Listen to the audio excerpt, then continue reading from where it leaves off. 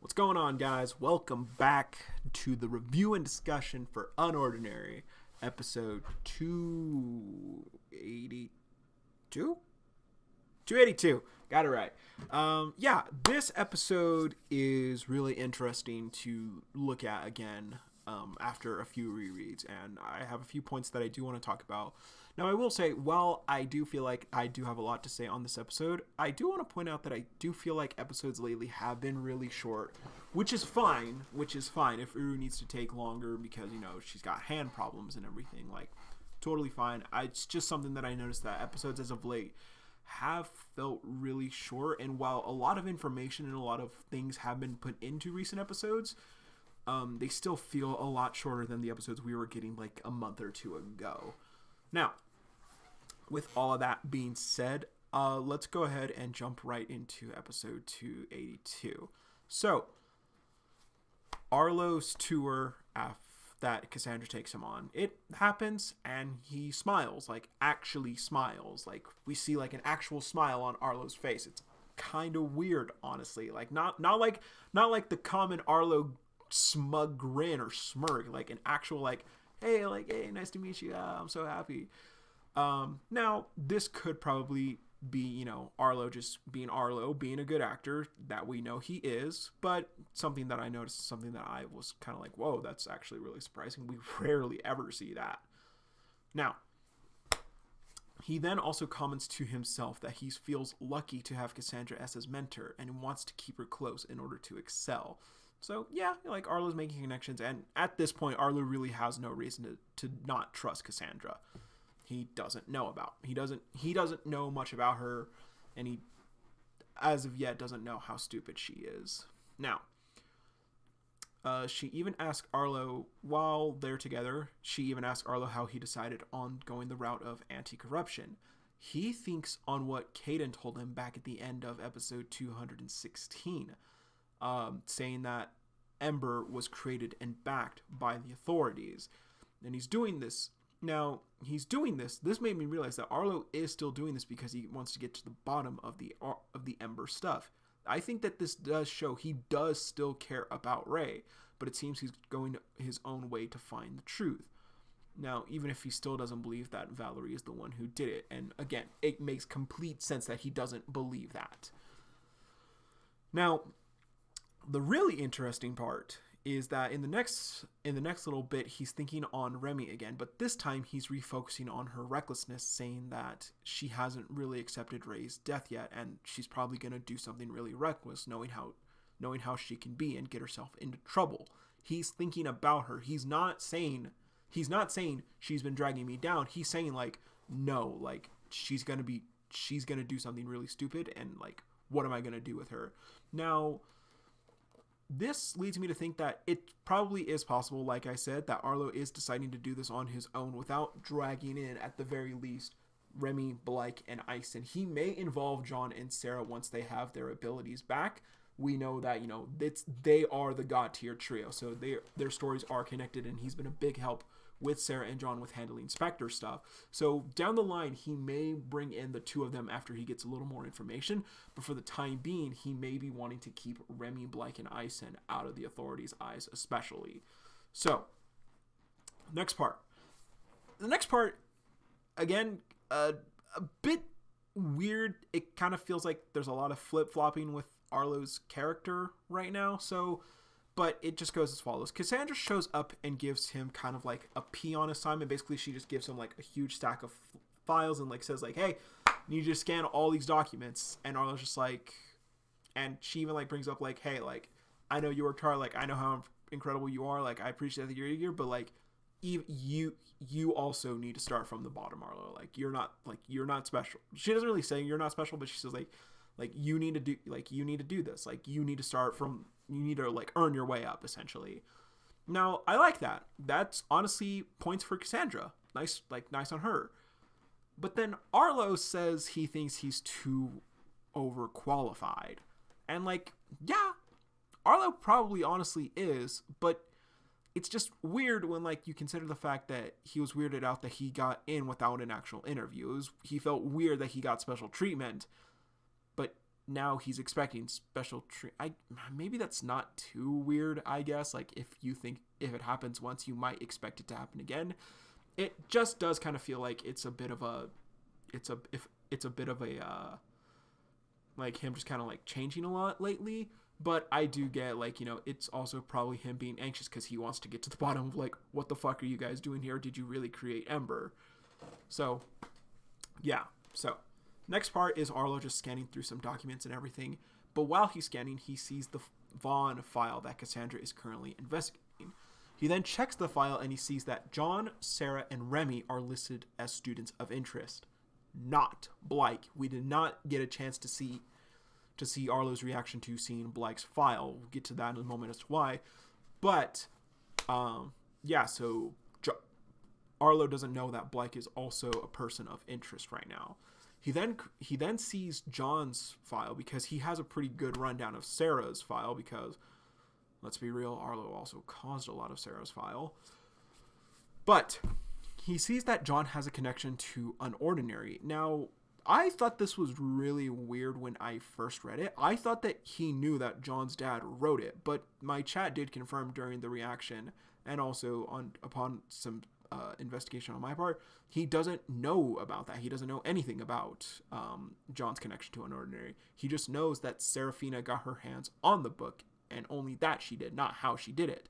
And I also did remember that John is actually very careful about the book because he does know how dangerous it is. His dad has talked to him about that and everything. John is very secretive about the book, and Sarah, he didn't tell Sarah. Sarah found it. Sarah saw it because he forgot to put it away. So, yeah, it makes sense like that. Arlo doesn't know anything about John's connection to UnOrdinary. Now, he then sees Remy's file, and he sees that they already know that she is X-Ray, and he reacts very, not like freaking out, but he is just kind of like, crap, they know shit. And again, Arlo, I think that's a little bit of evidence that show, like, Arlo doesn't think that Remy's dragging, he probably thinks that Remy is dragging him down, but not in the way that, like, you've always dragged me down, leave me alone. It's like, I have to take care of Remy because she's my friend, but, like, man, she gets me into a lot of fucked up shit a lot. He basically wants to look after her for Ray, basically. So, Cassandra shows up and seeing that he has the file. I don't think she saw that he was reading it. I don't think she saw that yet. But she sees that he does have Vaughn's file, and she reminds him that information within the Bureau stays within the Bureau. Basically like, hey, don't be a bitch. Don't snitch, Arlo. And Arlo's just like, hey, like, I know, like, don't worry about me. But I think Arlo kind of wants to snitch, and it's the right thing to do. Like, my friends are being investigated. Like, my actual friends are being investigated. Like, Arlo wants justice, I think. So, yeah. That's it for Arlo this episode. Like, that's kind of just that. We see, like, Cassandra, like, walk off, like, hey, like, great, like, thanks, like, hey, like, it's late, go home, like, get some rest, like, you've had a great first day. But as she's walking away, once again, we see Arlo just staring at her as she walks away, just, like, it's like the past interaction, like, he's watching her, like, he's, like, trying to figure her out, essentially. I think it's really interesting that Ura has always included that whenever there's an interaction between Cassandra and Arlo, and it ends. He's always watching her. Now, I am curious if Arlo does know that Cassandra is the previous queen at Wellston, or was the previous queen at Wellston, the previous top student, or if that's going to get brought up in another episode, which honestly I wouldn't mind. I wouldn't necessarily expect Arlo to really know about the royal before Ray, because there was also a very big gap. So, rambling, but I think that'd be an interesting conversation for them to have. So, that night, then, Blyke gets back to his dorm, to his and John's dorm after dinner with Ison and Remy. He then briefly reflects on Remy being quiet that day. We didn't see any of this. It was just a brief flashback. Kind of wish we could have seen that instead of Blyke just telling us that, but it's no big deal. It's literally not too much. But you notice that Remy was quiet today. Again, undisclosed amount of time later. But he thinks on Kuyo dropping the news about Ray to her and how heavy it must be for her right now. But he sees that there's some luggage in the hallway, and he sees that John and Sarah are both there with a lot of luggage. Because Sarah's moving in. And Uru, I really do hope that you show us what their shared dorm looks like, because there was a really cute interaction with, like, John, like, Sarah, like, this is just for a few days. You don't have to bring everything. And Sarah's just like, bro, your room looks like dog shit. I'm trying to brighten the place up. And I just want to see, like, what Sarah does with the room. I think that'd be hilarious. So, yeah, Blyke, of course, is like, whoa, what is going on here? Like, this is not allowed. Like, guys, like, come on, like, you guys almost got killed. You disappeared for days, and now, Sarah, you're just moving in. Like, what's going on? So, like, Blyke freaks out and, like, blurts out all of that he knows. John, of course, asks how he knows. And once again, Uru, I know I said, like, it feels like you're kind of really flipping around Arlo lately, but consistency with Blyke, like, we know that from day one, we've known that Blyke was a blabbermouth, and, like, this consistency, I like it. It's just nice to see, consistent characterization of Blyke. So, Blyke immediately is just like, crap, like, I messed up, like, I blurted that out again, like, oh my god, you're such an idiot, and he just says, like, I saw it on the news. But John knows he's lying again, just like he knew how badly Blyke was covering up at Rowden Park. So, Sarah then tells Blyke that they've been advised to stay close to each other in case someone else arrives. And then she suggests that he, Remy, and Ison do the same, because Spectre is starting to make a move again. And then, once again, we have a really nice character moment with Blyke, where, Blyke, even, again, Blyke has moved past his anger towards John, and John is moving past his feelings and hatred towards the Royals. Like, they're growing as people. But Blyke just reflects on how affected they must be right now, and he's sorry for the situation that they're in. And he just tells them, like, he offers to help them like a boss to kick Spectre's ass. Now, I do think it's possible that Blyke is going to be able to connect the dots and probably tell Kuyo he knows what happened to John and Sarah, because Kuyo is also looking into this. He's looking into the missing high tier people. And he thinks that, and like Kuyo said, it could be connected to the people who attacked your friends. Now, he will probably tell them, like, hey, I do know the connection. Like, so maybe the 5 of them, everyone minus Arlo and Kuyo, but with Kuyo, will kind of work on the Spectre thing. And, Kuyo will help everyone, and they'll solve the stuff with the missing high tiers. Hopefully also get Rain on their side, because I don't think Rain wants any part of Spectre, but she don't got no ability right now, so she kind of has to go with Spectre's plan. But Kuyo said he thinks that John and Sarah's attack could be connected to the missing high tiers, which it is. So I think that Blyke is going to be able to connect the dots. And talking with John and Sarah, this is probably how Blyke will get involved with Remy and Kuyo after thinking things over a bit. So, that's that. A few other brief things.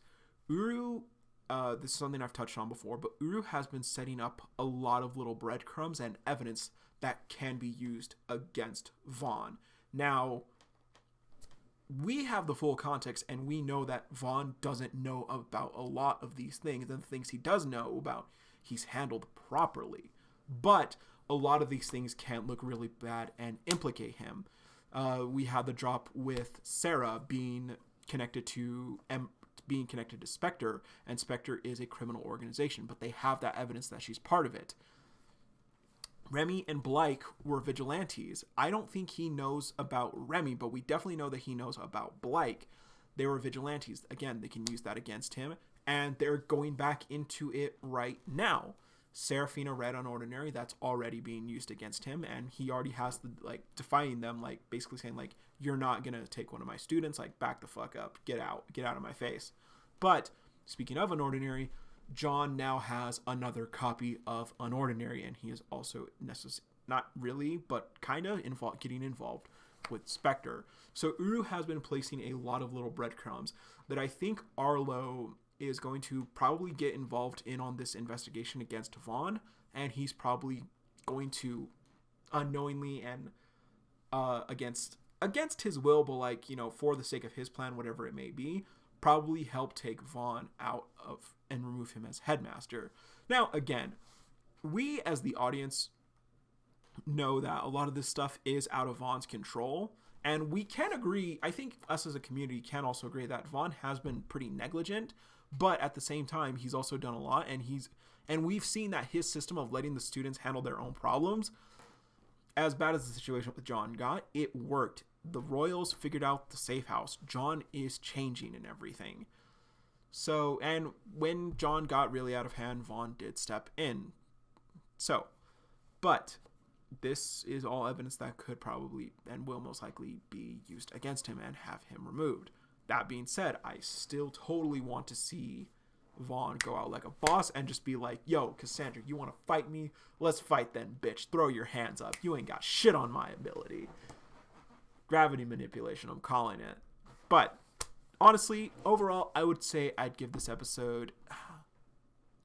honestly give this episode a pretty solid 8. It is a really good episode, and there's a lot of cool things you can pick up on if after a few read-throughs. So I really liked it, honestly. Let me know what you guys thought down below. That will be it for this episode, or for this review and discussion. And yeah, I can't wait to see you guys back tomorrow for the reaction to today for you guys when you're getting this video, but the reaction to episode 283, because I'm excited to see how Blyke's going to react to everything and how John and Sarah are going to react to Blyke. So let me know what you guys thought down below, and as always, see you, Space Cowboy.